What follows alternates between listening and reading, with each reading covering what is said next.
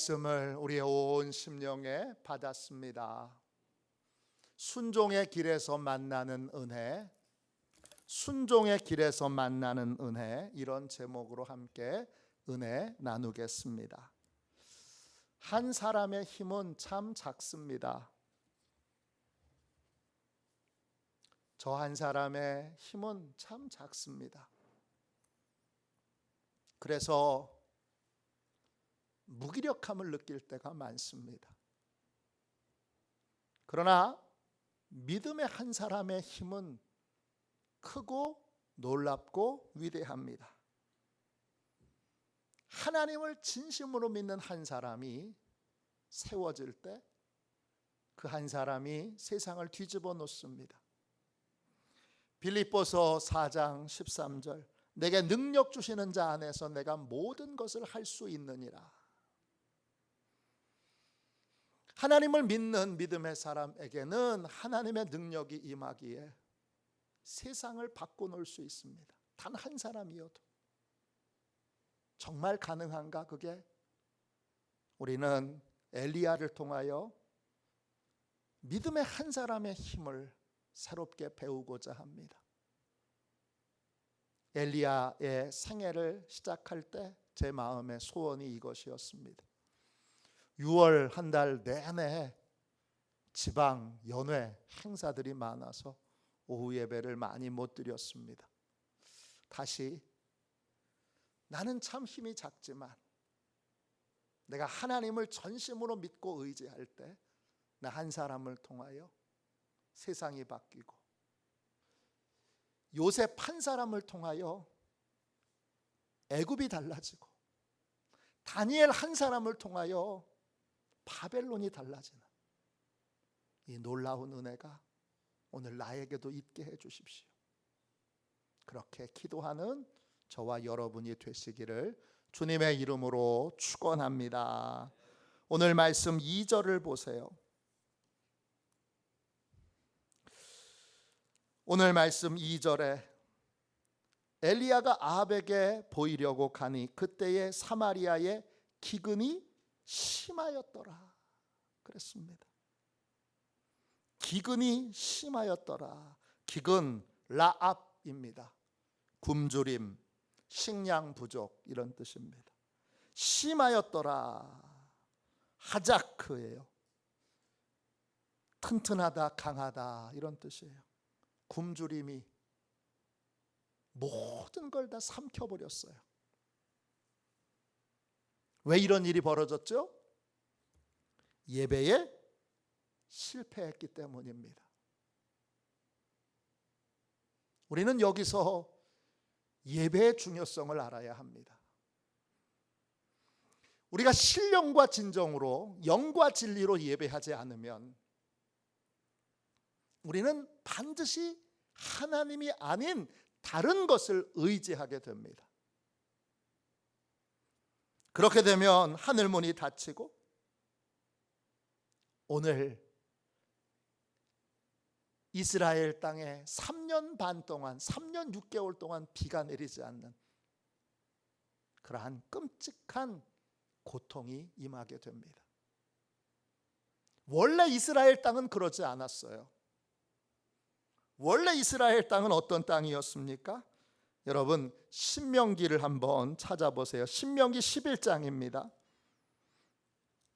구약성경책 279쪽 신명기 11장 11절 보세요.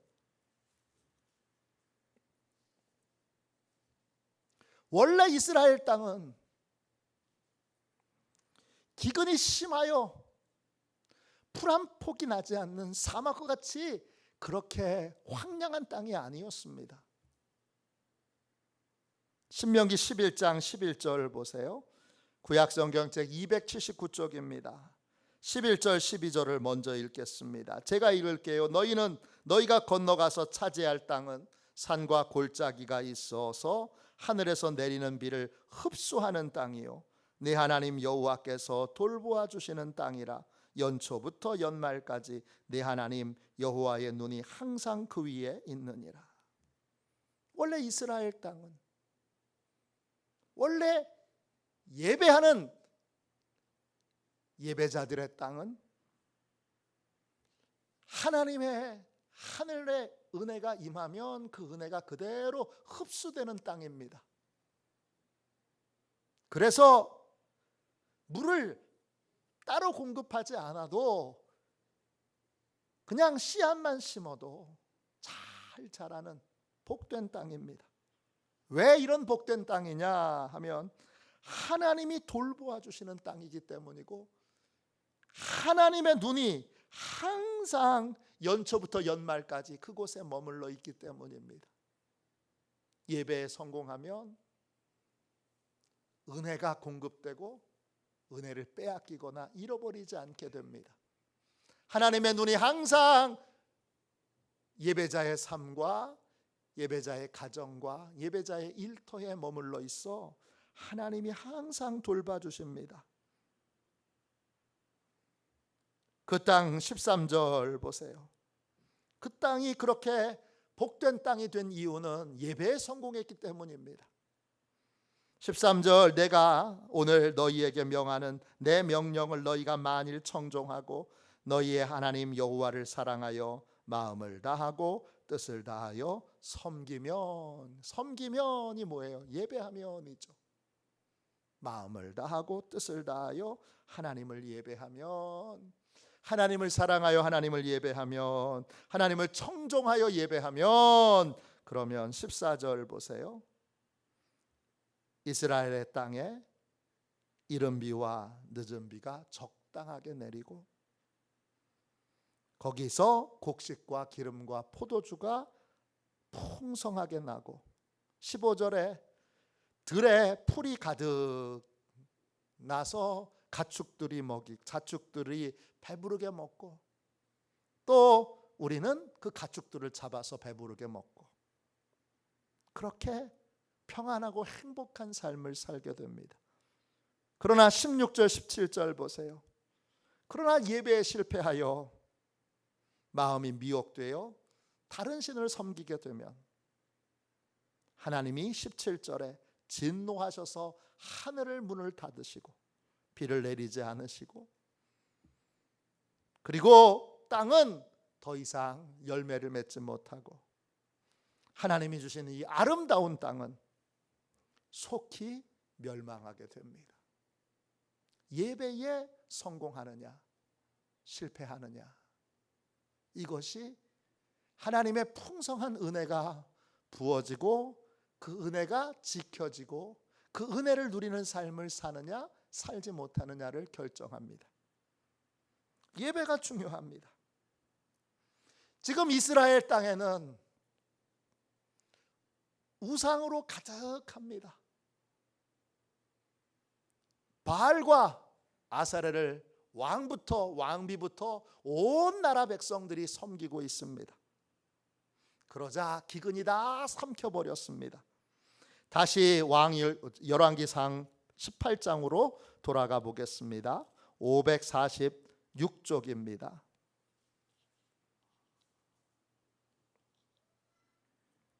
546쪽입니다.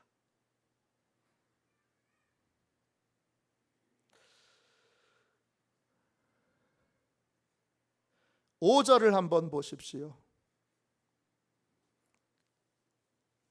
그 땅이 기근으로 다 삼켜버리니까 5절에 왕이 왕궁의 살림을 담당하고 있는 오바댜에게 이렇게 말합니다. 야, 혹시 모르니까 이 땅 어딘가에 물 근원, 또 어딘가에 그래도 물이 흐르는 시냇물이 남아있을지 모른다. 혹시 거기 가면 꼴을 얻으리라 그랬어요. 그 꼴을 히브리어 원어로 보니까 살아있는 풀이에요. 살아있는 풀이 눈에 보이기엔 하나도 없는 거예요. 그러니까 이 이기적인 아합이 백성들은 굶어 죽든 말든 신경도 안 쓰다가 자기가 먹을 짐승들이 다 다 죽게 생겼으니까 살아있는 풀을 이제 왕이 볼품도 없이, 그 힘 있는 왕이, 그 돈 많은 왕이, 그 군사력 가지고 있는 왕이 살아있는 풀이 어디 없을까? 그리고는 왕궁 살림을 맡은 오바다와 함께 사방으로 찾으러 다니고 있어요. 예배에 실패한 인생, 형식적인 예배를 드리는 인생, 진짜 예배가 아닌 가짜 예배를 드리는 인생에 결국은 이렇게 비참합니다. 아름다운 땅이 속히 망할까 하노라, 멸망할까 하노라 하는 것처럼 왕인데 온갖 걸 다 가지고 있는데 살아있는 풀 하나 없어가지고 그 풀을 찾아 왕궁 살림을 맡은 오바다와 함께 사방으로 다니고 있습니다. 인생의 성공의 길은 하나입니다. 예배에 성공해야 합니다. 예배가 내 인생에서 아무런 가치가 없을 때, 예배가 내 인생에서 더 이상 중요하지 않을 때, 그때 하늘문이 닫힙니다. 그때 하늘문이 닫히고, 그리고 하나님이 주신 아름다운 것들이 다 볼품없는 것으로 바뀌게 됩니다. 예배의 성공자가 되어야 합니다. 예배에 성공하려면 예배의 핵심을 알아야 합니다. 예배의 핵심은 두 가지입니다. 하나님을 경외하는 것과 하나님의 말씀에 순종하는 것입니다. 오늘 말씀 2절 보세요. 엘리야는 예배자로 하나님의 말씀에 순종하여 죽으면 죽으리라, 이런 각오로 아합을 만나러 갑니다. 아합은 군사들을 동원해서 엘리야를 찾고 있습니다. 왜? 죽이려고.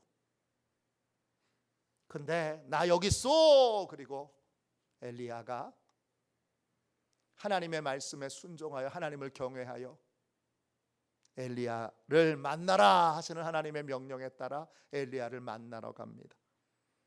그 순종의 걸음에, 그 예배의 걸음에 하나님이 어떻게 역사하시죠? 감춰져 있던 예배자를 만나게 하십니다. 그 감춰져 있던 예배자가 누구예요? 오바다입니다. 3절에 아합이 왕궁 맡은 자 오바다를 불렀으니 이 오바다는 여호와를 지극히 경외하는 자라 그랬어요. 오바다는 두 개의 단어로 이루어진 이름이에요. 아바드와 야예요. 야는 여호와이고 아바드는 일하다, 이런 뜻이에요. 하나님을 위해 일하는 사람, 이게 오바다예요. 다른 말로 하나님의 종이라는 뜻이에요. 이름만 그러냐? 아니에요. 그는 겉모습은 아합 왕의 최측근이에요. 왜? 왕궁 맡은 자니까. 왕궁의 모든 살림을 이 오바다가 맡아서 하고 있어요. 그런데 그는 하나님을 경외하는 사람이고 하나님의 종으로 살고 있어요. 이 사람이 예배자냐 아니냐? 겉모습으로는 알 수 없어요. 겉모습을 보고 아우 예배 잘 드리네, 그걸로는 하나님이 주시는 형통을 누리는 예배자인지 아닌지를 확인할 수 없어요. 오바다를 보면 알 수 있어요. 오바다는 겉모습은 아합의 최측근이에요. 왕궁 맡은 자, 왕궁의 살림을 맡아서 하는 정말 아합의 오른팔과 같은 그런 사람이에요. 그런데 본 모습은 뭐죠? 하나님의 종이에요.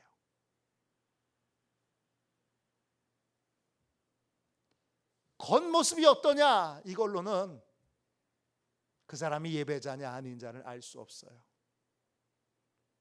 겉으로 알 수 없었던 그 예배자를 하나님이 엘리야가 죽으면 죽으리라, 그리고 순종의 걸음을 걸어가니까 감춰져 있던 예배자를 하나님이 드러내셔서 그 감춰진 예배자의 도움을 받게 하십니다. 순종하는 자에게는, 예배하는 자에게는 하나님이 반드시 순종하는 예배자를 다시 만나게 하십니다. 그러면 누가 진짜 예배자냐? 나는 진짜 예배자 맞냐?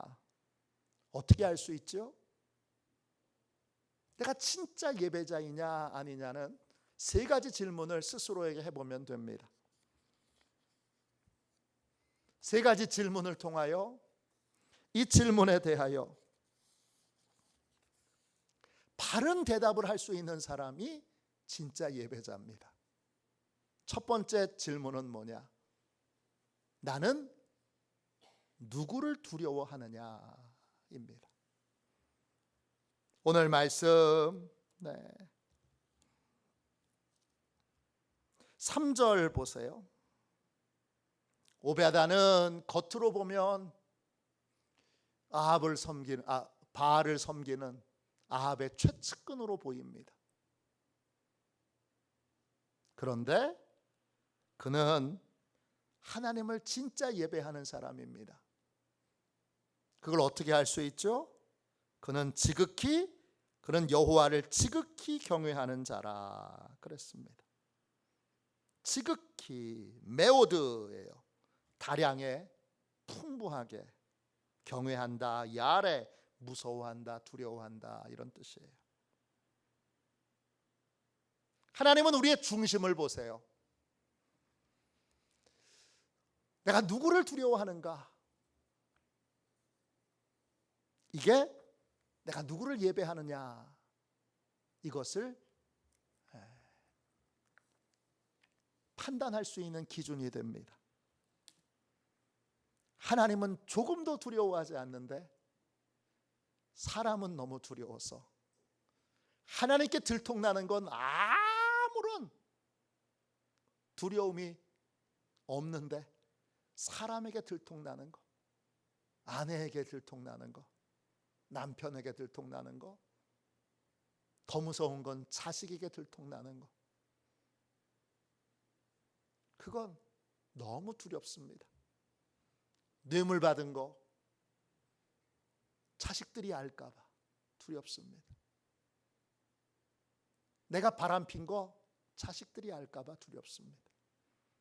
근데 하나님이 내내 보고 계시는 건 조금도 두려워하지 않아요.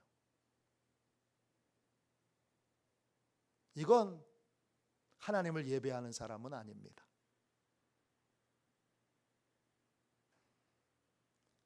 사무엘상 16장 7절, 나 여호와는 중심을 보느니라 그랬습니다. 하나님은 중심을 보고 계세요. 내 중심에서 나는 누구를 두려워하는가? 하나님을 두려워하는가? 아니면 보이는 사람을 두려워하는가? 사람에게 들통나는 건 그렇게 무서워하고 그렇게 겁을 먹으면서도, 하나님께 들통나는 건 하나님은 처음부터 다 알고 계시잖아요. 그건 조금도 두려워하지 않는 것, 예배자가 아닙니다. 영국의 빅토리아 여왕은 믿음이 참 좋은 여왕입니다. 종종 궁궐을 나와서 일반 서민들과 대화를 나누기를 즐거워했습니다.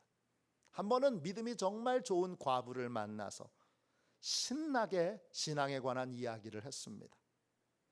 과부의 믿음에 큰 감동을 받은 이 여왕이 이 과부에게 이렇게 물었습니다. 아주머니가 지금까지 아주머니를 찾아온 손님 중에 아주머니의 집을 방문한 손님 중에 가장 고귀한 손님은 누구셨습니까?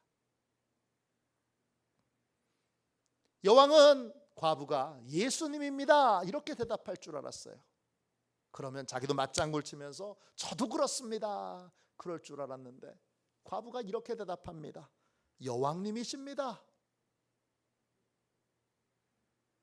여왕님이 제 집을 방문한 최고의 손님이십니다. 여왕이 크게 실망했어요.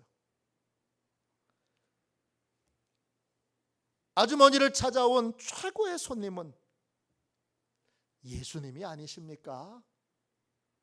그러자 과부가 빙그레 웃으면서 이렇게 대답합니다. 폐하, 예수님은 결코 제 손님이 아닙니다. 제 주인이십니다. 예수님은 처음부터 늘 제 집에 함께 계셨습니다. 저는 주인이신 예수님을 위해 존재합니다. 그렇게 대답을 했다는 거예요. 그러자 여왕이 감복하면서 믿음이 좋다고 생각했던 자기의 믿음을 반성하고 이 과부에게 믿음에 대해서 크게 배웠다고 그렇게 크게 칭찬하고 큰 선물을 하사했다는 것입니다. 누구를 두려워하느냐? 이게 내가 누구를 예배하느냐를 결정합니다. 두 번째 질문은 이것입니다. 누구에게 순종하느냐입니다. 5절 보세요.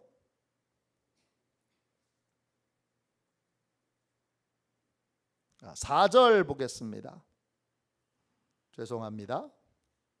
두 번째는 누구에게 순종하느냐.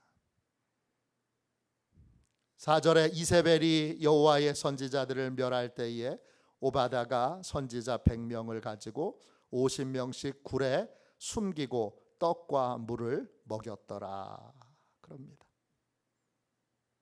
이세벨이 아합과 함께 명령합니다. 여호와의 선지자를 다 잡아 죽여라. 근데 최측근이었고 왕궁의 살림을 맡아서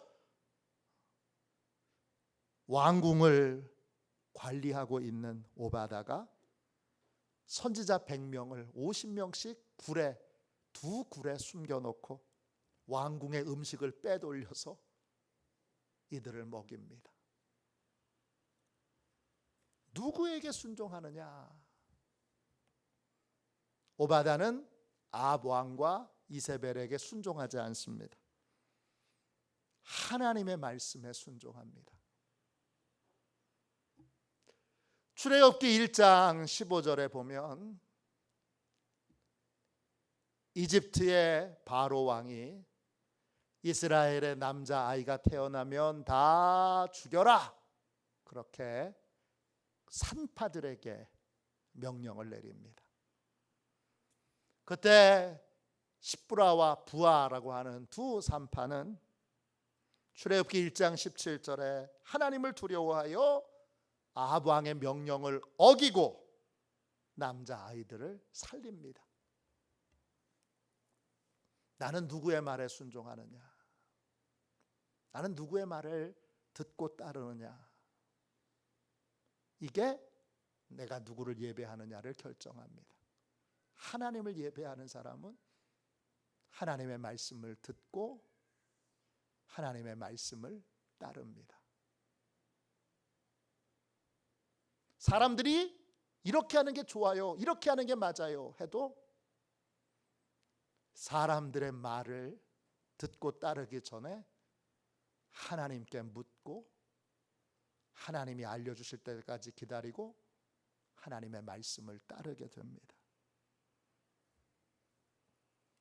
하버드 대학교와 옥스퍼드 대학교를 졸업하고 심리학을 전공한 대만의 멍화린이라는 교수님이 계세요.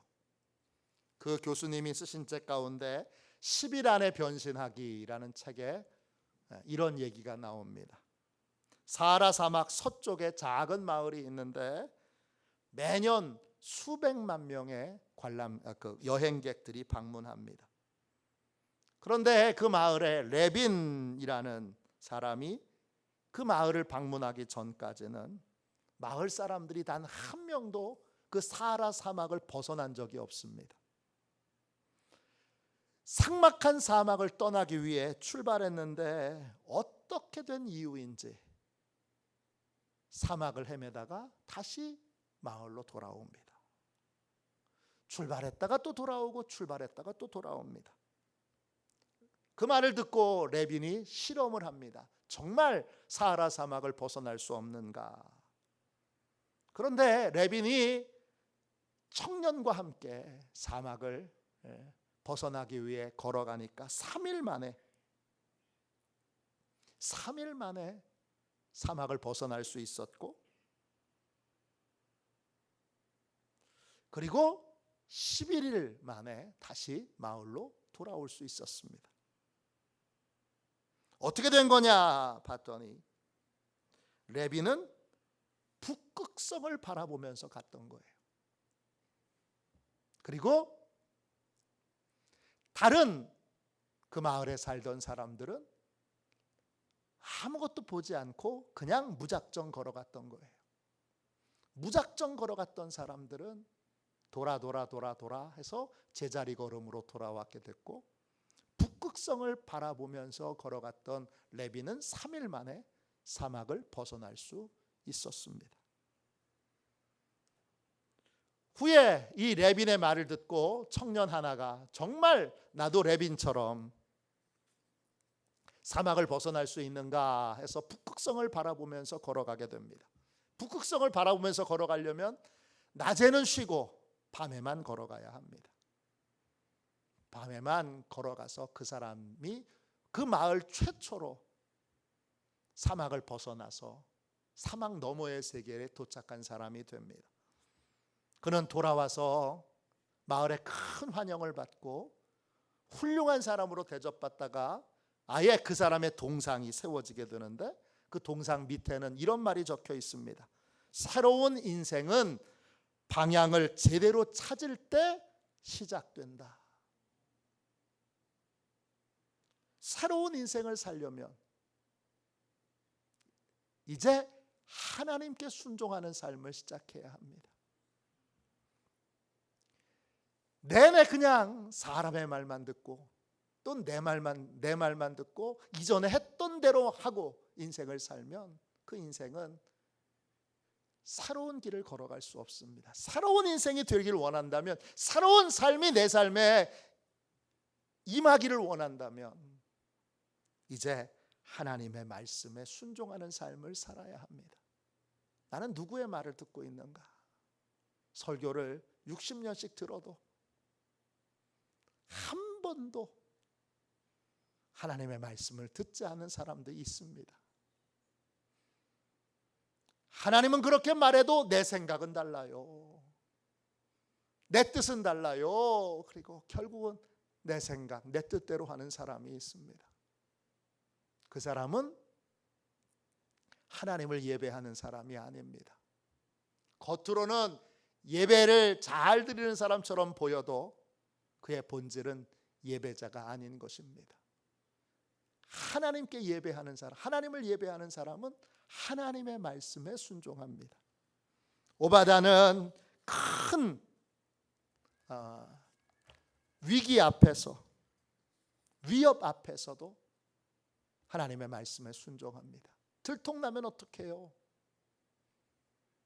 들통나면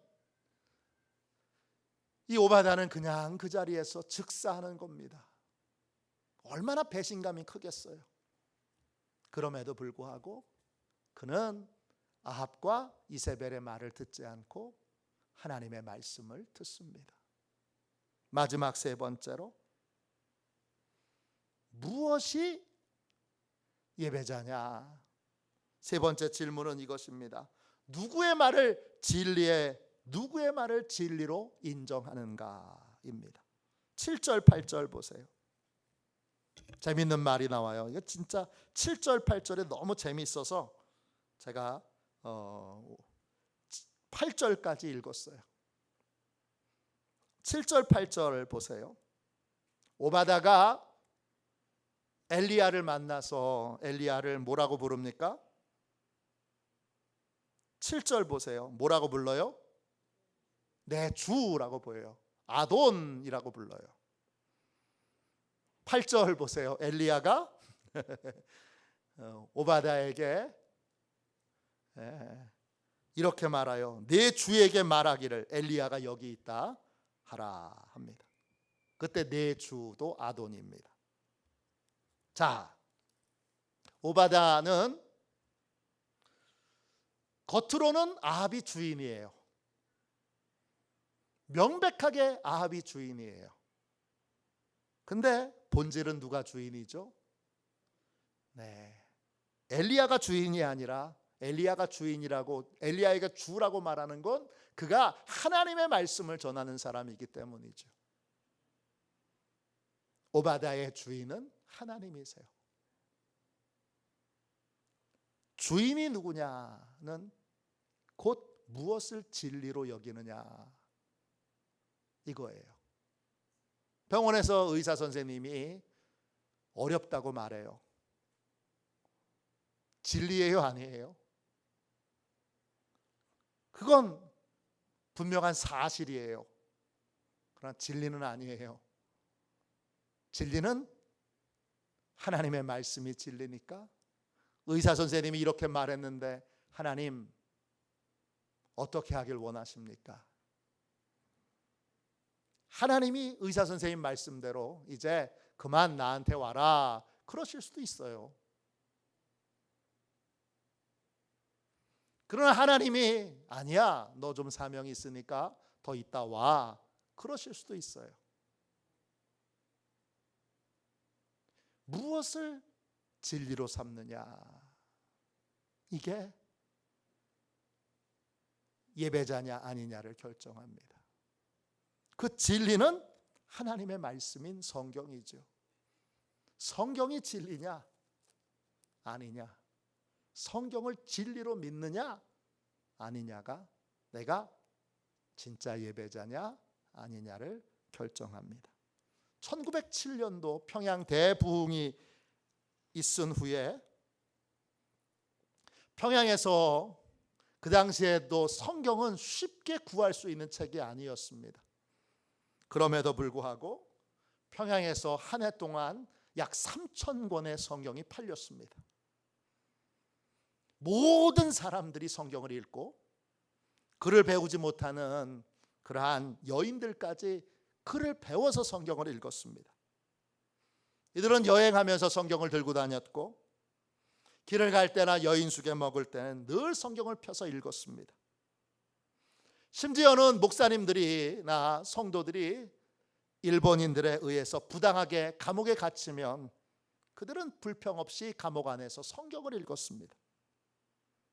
어떤 분은 감옥에 갇혀서 3번이나 3독이나 성경을 읽고 나서 나는 결코 이토록 놀라운 분을 내 인생에 만나본 적이 없다고 그렇게 고백했습니다. 또 어떤 분은 심지어 일본인들이 감옥에서 성경을 빼앗아 찢어버릴까 봐 로마서 전체를 암송하기도 했습니다. 그 당시 평양에서는 사경회가 곳곳에서 열렸는데 한 해에 1,400개의 사경회가 열렸습니다. 성경을 배우는 시간이죠. 부흥회죠. 전국에서 9만 명 이상이 등록했고 경비는 다 자기가 부담했습니다. 어떤 곳에는 1,800명이 모여서 그래서 어떻게 숙소를 구할 수 없으니까 불신자의 집에 가서 이제 잠을 자게 됐는데 재밌는 건 불신자의 집에 가서 숙박했던 그 사람이 전도해서 불신자 가정이 다 회심하는 역사들이 있었습니다. 평양의 주일 성경 공부반에는 비가 와도 또 추운 겨울 날씨에도 정말 발 디딜 틈이 없이 성도들로 하나님의 말씀을 배우고자 하는 성도들로 가득 찼습니다. 이게 예배의 부흥인 거예요. 하나님의 은혜를 체험했고 회심했다면 그러면 반드시 하나님의 말씀에 대한 목마름이 있어 진리이신 하나님의 말씀을 배우고자, 진리이신 하나님의 말씀이 어떤 것인지를 알고자 하는 열망이, 갈망이 우리 안에 일어나게 됩니다. 월남전 때 이제 미군 포로들이 월남 군이 운영하는 포로 수용소에 잡혀 있게 됐습니다. 지옥 같은 그곳에서 그들이 견뎌낼 수 있었던 건 예배를 드렸기 때문입니다. 그런데 문제는 성경을 구할 수 없으니까 하나님의 말씀이 없는 예배를 드렸습니다. 그러다가 뜻밖의 성경을 접할 수 있는 길이 열렸습니다. 월맹군 장교의 그 사무실에 성경이 있었습니다. 그래서 한 사람이 포로 대표로 그 간부의 방에 가서 1시간 동안 성경을 베껴오는 게 성경을 접할 수 있는 유일한 길이었습니다. 죽어라 성경을 베끼는데 근데 이 장교가 눈앞에서 담배 연기를 그냥 그 포로의 얼굴에다 대고 뿜어냅니다. 성경을 베끼지 못하도록 방해합니다. 이를 악물고 참고 기침이 콜록콜록하면서 성경을 겨우겨우 베껴서 감방으로 가지고 오면 베낀 성경을 동료들에게 나눠줍니다. 그리고는 그 동료들이 성경 말씀을 아주 집중해서 암송합니다. 왜냐? 하루가 지나면 종이를 다시 간부들에게 뺏기기 때문입니다. 이제 예배가 시작되면 어떻게 하느냐? 암송한 성경 말씀을 이 병사로부터 쭉 암송하면서 읽습니다. 그러면 한 구절 말씀을 할 때마다 아멘, 한 구절 말씀을 할 때마다 아멘 아멘 하면서 그렇게 예배를 드렸습니다. 그렇게 외운 말씀을 붙들고 간절한 눈물의 예배를 드리면서 그 고통을, 그 괴로움을, 그 막막함을, 미래에 대한 소망이 없는 삶을 견뎌냈는데 그들이 예배를 드릴 때마다 결심했던 것이 있습니다. 내가 다시 고국으로 돌아가서 가족의 품에 안겨서 다시 예배를 드릴 수 있다면 그때는 절대 하나님의 말씀을 당연시 여기지 않을 것이다. 이 소중한 하나님의 말씀을 너무나 당연한 것으로, 너무나 하찮은 것으로, 지극히 당연한 것으로 여기는 이 삶을 눈물의 예배를 드리며 정말 통곡하면서 회개했다고 합니다. 누구의 말을 진리로 여기느냐? 이것이 내가 진정한 예배자냐 아니냐를 결정합니다. 하나님은 예배 성공자에게 은혜를 베풀어 주십니다. 예배가 하늘 문이 닫히느냐 열리느냐를 결정합니다. 진정한 예배는 겉모습으로는 알 수 없습니다. 오바다는 겉모습으로 보면 우상숭배자입니다. 100% 우상숭배자입니다. 철저한 우상숭배자입니다. 그러나 그의 본질은 하나님을 예배하는 예배자였습니다. 겉모습으로는 알 수 없습니다. 그러면 진짜 예배자인지 아닌지를 어떻게 아느냐? 3가지 질문 앞에 대답해 보면 알 수 있습니다. 나는 누구를 두려워하는가? 나는 누구에게 순종하는가? 나는 누구의 말을 진리로 인정하는가? 이 질문 앞에 하나님이요, 하나님이요, 하나님이요, 이렇게 대답한다면, 하나님이라고 대답한다면, 여호와 하나님입니다 이렇게 대답한다면 그 사람은 진짜 예배자입니다. 그에게는 계속 하늘문이 열려 어떤 자리에 있든지 어떤 상황에 있든지 하나님이 복과 은혜를 부어주십니다. 오늘 나는 예배자입니까? 지금 예배를 드리는 것은 너무나 쉽고 너무나 편안합니다. 이렇게 편하게 예배를 드릴 수 있는 시대가 과연 얼마나 있었는가 싶을 만큼 지금은 너무나 편하게 너무나 쉽게 예배 드릴 수 있는 때입니다. 쉽게 예배 드릴 수 있다고 예배를 쉽게 여겨서는 안 됩니다. 오늘부터 진정한 예배자로 영과 진리로 예배하는 그러한 하나님의 사람으로 서기로 다시 한번 결단하고 우리 한 사람 한 사람 엘리야처럼 오바다처럼 하나님이 중심을 보시는 하나님이 인정하시는 복된 예배자들이 다 되시기를 주님의 이름으로 축원합니다. 우리 찬송가 445장 함께 우리